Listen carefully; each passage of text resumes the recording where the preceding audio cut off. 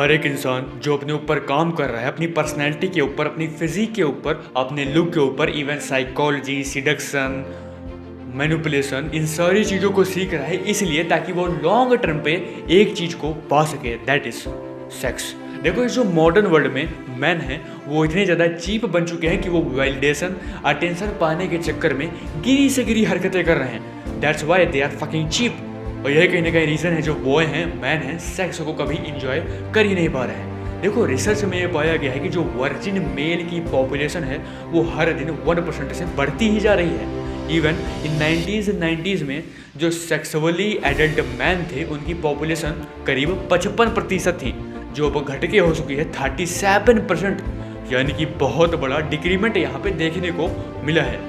देखो, जो एक मैन होता है वो कहीं ना कहीं अपनी सेक्सुअल डिज़ायर को फुलफिल करने के लिए अपनी हर एक चीज़ की अवेलेबिलिटी को हाई कर देता है, जिसकी वजह से वो अपनी वैल्यू को गिरा देता है। और यहीं पे एक गर्ल डिसाइड कर लेती है कि आप उसके लायक हैं ही नहीं, इवन वो आपके साथ कभी लॉन्ग टर्म रिलेशनशिप में स्टेबिलिटी को अचीव कर ही नहीं पाएगी। इसका सबसे बड़ा कारण ये है कि आप हर वक्त मैसेजेस, हर वक्त कॉल, वो लड़की ऐसा सोचती है कि भाई ये अपने ऊपर काम ही नहीं कर रहा है, ना तो ये अपने पर्पस पे काम कर रहा है, ना ही इसके पास कोई फाइनेंशियल स्टेबिलिटी है, ना ही इसके पास डिसिप्लिन है, ये हर वक्त मुझे मैसेजेस, कॉल्स, बस यही। वो समझ जाएगी कि आप उसको कभी फ्यूचर में वो स्टेबिलिटी दे ही नहीं सकते, इवन उसके बच्चों की, उसकी जनरेशन्स की रिस्पॉन्सिबिलिटीज़ को ही नहीं ले पाएंगे। सो वह क्यों आपके साथ लॉन्ग टर्म रिलेशनशिप में आना चाहेगी। That's it. लेकिन इस वीडियो में मैं 4 से 5 पॉइंटर्स में बात करने वाला हूँ कैसे कि आप किसी भी गर्ल को अट्रैक्ट कर सकते हैं, लॉन्ग टर्म रिलेशनशिप में स्टेबिलिटी को कैसे पा सकते हैं, जिसकी हेल्प से आप इस प्लेजर को एंजॉय कर सकें, इस फीलिंग को एंजॉय कर सकें। चलिए बढ़ते हैं पॉइंट नंबर 1 की तरफ, that is polarise her and maintain our boundaries. अगर आप किसी भी गर्ल की मैच्योरिटी को जानना चाहते हैं तो आपको करना कुछ नहीं है। मेनली होता क्या है कि अगर आप जानना चाहते हैं कि इस लड़की के पास सेल्फ कंट्रोल है कि नहीं, इसके पास अंडरस्टैंडिंग है कि नहीं, क्या वो अपने इमोशंस को कंट्रोल कर पाती है कि नहीं, सो आप करिए कुछ मत। मान लीजिए कि आप एक डेट पे गए हैं, आप एक सर्टेन टॉपिक पे बात करना स्टार्ट कीजिए, ओपन एंडेड उससे क्वेश्चन करिए, अपने पॉइंट ऑफ व्यू को रखिए। मान लीजिए कि आप उसके पास्ट के रिलेशनशिप के बारे में बात कर रहे हैं। जब वो बता रही है, अपने पॉइंट ऑफ व्यू को रख रही है, अपने बातों को शेयर कर रही है आपके साथ, अगर आपको लग रहा है कि भाई ये झूठ बोल रही है, सो आप उस बात को डिसएग्री कर दीजिए। अगर वो गर्ल आपके डिसएग्री करने पर बहुत ज़्यादा रिएक्ट करती है, बोलती कि नहीं ऐसा नहीं है, ये है वो है, इस केस में समझ जाइए कि वो गर्ल अनमैच्योर है। कहीं ना कहीं उसके पास सेल्फ कंट्रोल नहीं है, अंडरस्टैंडिंग नहीं है, इमोशंस कंट्रोल नहीं है, सो वो आपके साथ लॉन्ग टर्म में क्या ही चाहने वाली है। सो आप उसी वक्त उस डेट में समझ जाइए कि इस गर्ल के साथ आप लॉन्ग टर्म रिलेशनशिप को बिल्ड ही नहीं कर सकते। लेकिन कभी कभी होता क्या है कि जो एक गर्ल होती है वो एक मेल को डिसरिस्पेक्ट करती है फर्स्ट टाइम जब वो डेट पे आई होती है। इसके पीछे सबसे बड़ा रीज़न है कि वो आपके बाउंड्रीज को चेक कर रही है। That was the reason. वो आपके आइडियाज़ का, आपके डिसिप्लिन का, आपके क्रिएटिविटी का मजाक बनाती है, इसलिए ताकि वो समझ सके कि आपकी बाउंड्रीज किस हद तक सीमित है और वो ये जान सके कि आप मुश्किल हालातों में अपना आपा तो नहीं खोते। अब यहीं पे बहुत सारे लड़के गलती ये करते हैं कि वो इन बातों पर बहुत ज़्यादा रिएक्ट कर देते हैं, जिससे वो गर्ल समझ जाती है कि भाई ये बंदा मेरी बातों पर इतना ज़्यादा रिएक्ट कर रहा है, सो ये मुझे दूसरों से क्या प्रोटेक्ट करेगा। खुद सोचो तुम एक बार। और वो समझती है कि क्या मैं इतनी ज़्यादा चीप हूँ, मेरी वैल्यू इतनी ज़्यादा लो है कि मैं अपने पार्टनर के ही साथ सेफ ना फील कर सकूँ।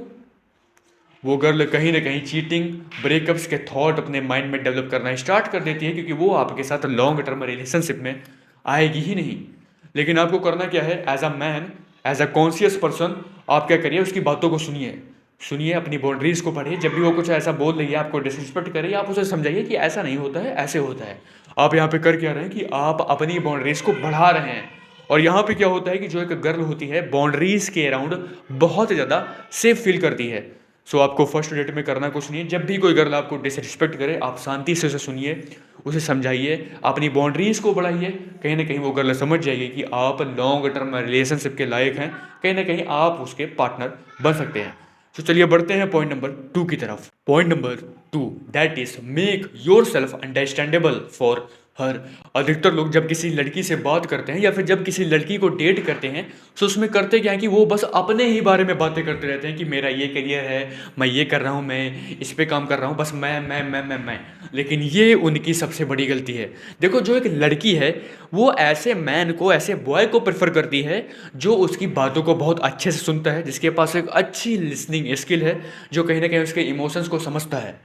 अगर आप बस अपने ही बारे में बात करते रहेंगे, अपने ही बातों को रखते रहेंगे, तो वो लड़की सोचेगी कि भाई ये डेट कम इंटरव्यू ज़्यादा है। वो जो आपके अराउंड फैंटेसी को डिज़ाइन करके आई है आपकी फ्लर्टिंग स्किल्स की हेल्प से, आपकी बातों की हेल्प से, वो उसे सेटिस्फाई कर ही नहीं पाएगी और वो डेट कम इंटरव्यू ज़्यादा बन जाएगा। सो आपको फर्स्ट डेट पे क्या करना है, 80 से 70% तक उसकी बातों को सुनना है और 20 से 30% अपने जवाब को रखना है। आप करिए क्या, उससे ओपन एंडेड क्वेश्चन करिए कि तुम्हारी लाइफ में सबसे बड़ा टर्निंग पॉइंट क्या रहा, तुम्हें कौन सबसे ज़्यादा मोटिवेट करता है डेली बेसिस पे काम करने के लिए। इससे क्या है कि वो बहुत ज़्यादा अच्छा फील करेगी, आपके साथ सेटिस्फाई फील करेगी, इवन कनेक्टेड फील करेगी, जिसकी हेल्प से आप अच्छे से एक लॉन्ग टर्म रिलेशनशिप को बिल्ड कर सकते हैं एंड उस प्लेजर को आगे चल के इंजॉय कर सकते हैं। तो चलिए बढ़ते हैं पॉइंट नंबर 30 की तरफ, that is see her reaction during bills game. अगर आप कोई डेट पे गए हैं, अगर आप ये जानना चाहते हैं कि ये लड़की मेरे लिए क्या फीलिंग रखती है, मेरे लिए क्या थॉट्स रखती है, या फिर इसकी कोई रेड फ्लैग तो नहीं है, सो आप करिए क्या, आप साथ में डेट पे जाइए और उसके रिएक्शंस को चेक करिए जब बिल आता है। आपको ये 3-4 चीज़ें अपने माइंड में रखनी है। पहला, split the bill. Second, I will pay for it. And third, zero acknowledgement. अब देखिए यहाँ पे क्या होगा जब बिल आएगा।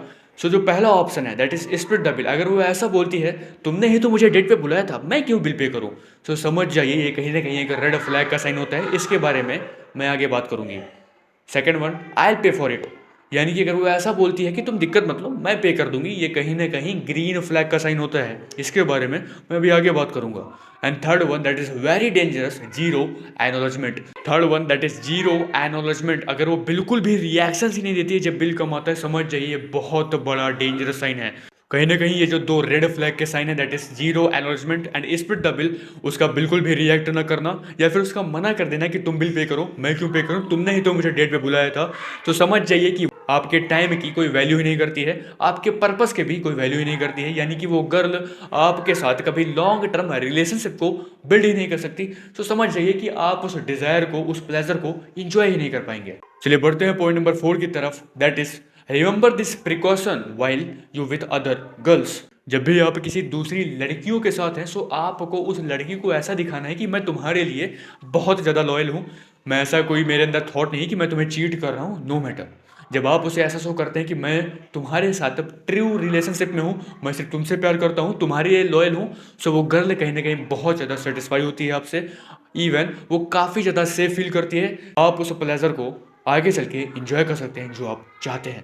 लेकिन आपको ये 3-4 चीज़ें अपने दिमाग में हमेशा रखनी है कि आपको कभी भी दूसरी लड़कियों के सामने अनयूजुअल कोई भी रिएक्शंस नहीं रखना है। बाकी जो मैंने पॉइंट्स बताए हैं उनको भी अपने दिमाग में रखिए।